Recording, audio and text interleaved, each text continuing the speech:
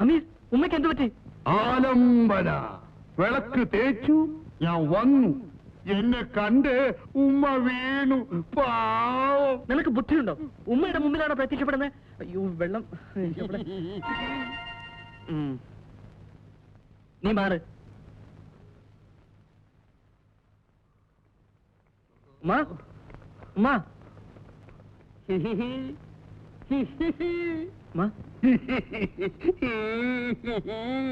മോനെ, ഉമ്മ പേടിക്കണ്ട. ഇത് അമീർ എന്ന ഭൂതമാണ്. നമ്മളെ ഒന്നും ചെയ്യില്ല. നമ്മുടെ ഭൂതമാണ്. നിനക്ക് ഈ ഭൂതവും പ്രേതമൊക്കെ ആയിട്ടുള്ളോടാ കൂട്ടുകെട്ട്. ഈ വിളക്കാര് തേച്ചാലും ഞാൻ പ്രത്യക്ഷപ്പെടും. എന്തും സാധിച്ചു കൊടുക്കും. ഉമ്മയ്ക്ക് വേണ്ടത് ചോദിക്കും. എനിക്കൊന്നും വേണ്ട മോനെ. എന്തെങ്കിലും ചോദിക്കും ഉമ്മ. അമീർ കൊണ്ടുവരും. നമുക്ക് കുറച്ച് നല്ല ഉടുപ്പൊക്കെ വേണ്ടേ മോനെ? ഞങ്ങൾക്ക് ഉടുക്കാൻ നല്ല തുണി വേണം.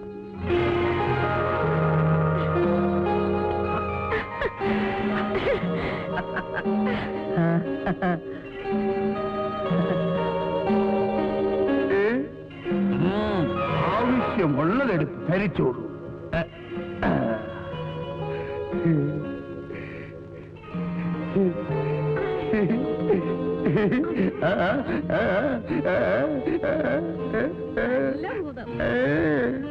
അമീർ, എന്റെ ഈ വീട് മാറ്റിയിട്ട് എനിക്കൊരു നല്ല വീട് വേണം.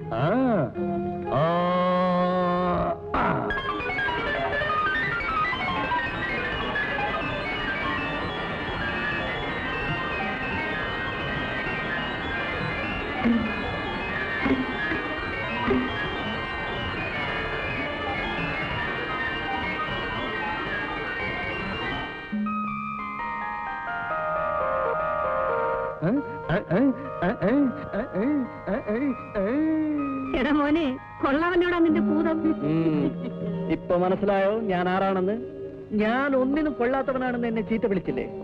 ഇനിയിപ്പൊ എന്താ വേണ്ടത്? ഇനി നീ ഇങ്ങനെ നടന്നാ പറ്റില്ല. എന്തെങ്കിലും ഒരു കച്ചവടം തുടങ്ങണം. അത്രയല്ലേ ഉള്ളൂ. അമീർ, എടാ മോനെ, എല്ലാ കാര്യവും നീ ഒറ്റ നിമിഷം കൊണ്ട് അമീറിനോട് പറഞ്ഞ് സാധിച്ചാലേ നാട്ടുകാർക്കൊക്കെ നമ്മളോട് സംശയം തോന്നും. അത് നമുക്ക് ആപത്താ. പിന്നെങ്ങനെ? ഒരു കാര്യം ചെയ്യാം. അന്ന് സാം രാജകുമാരിയെ രക്ഷിച്ചതിന് രാജാവ് നിനക്ക് സമ്മാനിച്ച തുക ഞാൻ സൂക്ഷിച്ചു വെച്ചിട്ടുണ്ട്. അത് വെച്ച് തുടങ്ങിയതാണെന്ന് പറയാം. ഈ വീടും അങ്ങനെ തീർത്തതാണെന്ന് പറഞ്ഞാൽ മതി. പിന്നെ ഭൂതത്തിന്റെ സഹായം കൊണ്ട് നമുക്കെല്ലാം അങ്ങ് വലുതാക്കാം. അപ്പോഴാൾക്കാർ വിശ്വസിക്കും. ശരി ഉമ്മ. മോനെ, അമീറിനെ പറ്റി നീ അതും പറഞ്ഞ് നടക്കരുതേ. അല്ല, ഉമ്മയുടെ പേടിയൊക്കെ മാറിയോ? രക്ഷിക്കുന്നവനോട് പേടിയല്ല മോനെ, ബഹുമാനമാണ് തോന്നുക. നമ്മുടെ കഷ്ടപ്പാട് കണ്ട് പടച്ചോ നമുക്ക് തന്നതാ അമീറിനെ. ഉമ്മ, ഞാൻ പോയി ജമീലയും അബൂബക്കറേയും വിളിച്ചോണ്ട് വരട്ടെ. അവരും ഈ വീടൊന്ന് കാണട്ടെ. അമീർ, നീ പൊക്കോളൂ. ശരി മോനെ.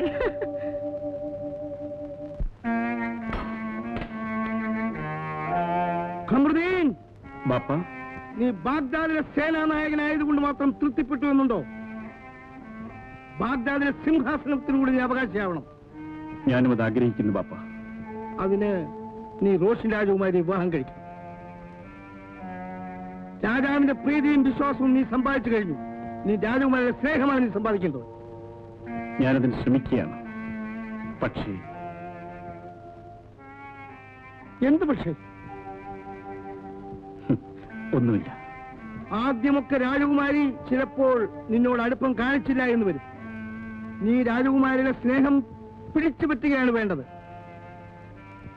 അതിനാരെങ്കിലും എതിരായിട്ട് നിന്നാൽ നിന്റെ വാളിന് വേണ്ടത്ര മൂർച്ചയുണ്ടെന്നവരെ മനസ്സിലാക്കണം.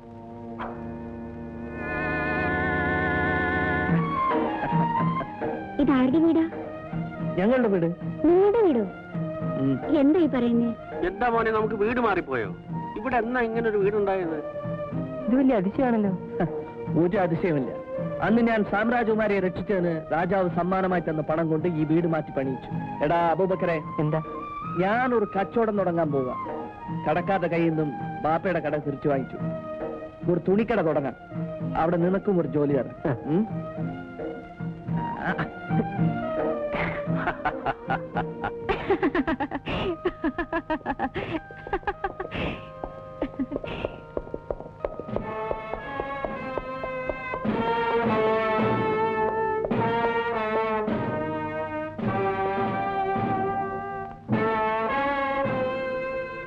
അസ്സലാമലൈക്കും. അലൈക്കും അസ്ലാം. കമറുദ്ദീൻ ഇവിടെ?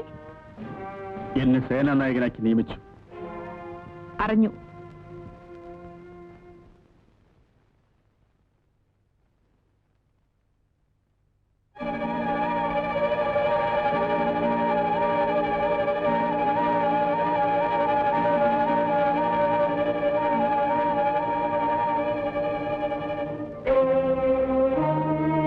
മറ്റെന്തെങ്കിലും പറയാനുണ്ടോ?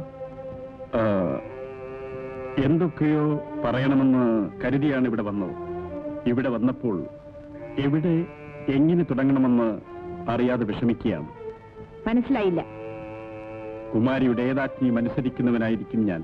അനുസരിക്കേണ്ടവനല്ല, ആജ്ഞാപിക്കേണ്ടവനാണ് സേനാനായകൻ. ഞാൻ രാജകുമാരിക്ക് ഒരു സമ്മാനം കൊണ്ടുവന്നിട്ടുണ്ട്.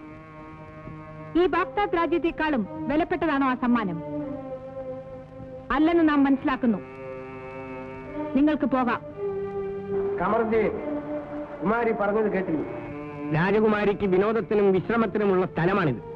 ഇവിടെ അനാവശ്യമായി പുരുഷന്മാർക്ക് പ്രവേശനമില്ലെന്ന് അറിഞ്ഞൂടെ? ഓ, അപ്പോൾ മൗലവി സാഹിബ്, നിങ്ങൾ? കമറുദ്ദീൻ, മൗലവി സാഹിബ് ഞങ്ങൾക്ക് അന്യനല്ല.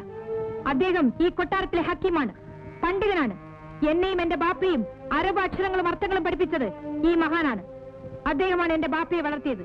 അദ്ദേഹത്തിനോട് ഈ രാജകുടുംബത്തിനുള്ള നന്ദിയും കടപ്പാടും നിങ്ങൾക്ക് മനസ്സിലാവില്ല. നിങ്ങൾക്ക് പോകാം.